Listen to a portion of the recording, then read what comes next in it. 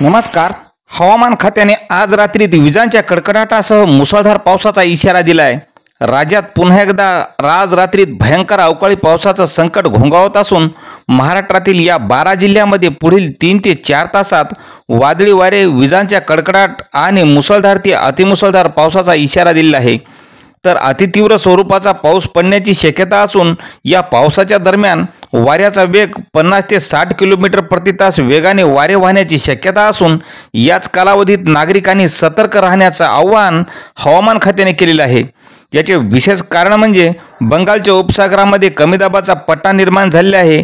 यामुळे लवकरच याचं चक्रीवादळात रूपांतर तयार होत असून या चक्रीवादळामुळे या 12 जिल्ह्यात अनेक ठिकाणी वादळी वाऱ्यासह पावसाची शक्यता वर्तवण्यात आली आहे.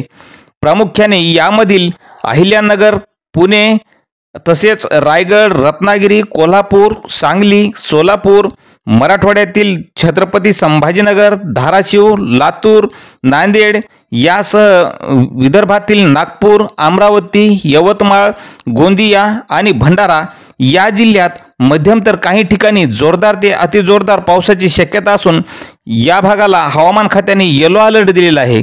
तर शेतकरी मित्रांनो, अशीच हवामानाची प्रत्येक अपडेट पाहण्यासाठी आपल्या चॅनलला सबस्क्राईब करा. धन्यवाद.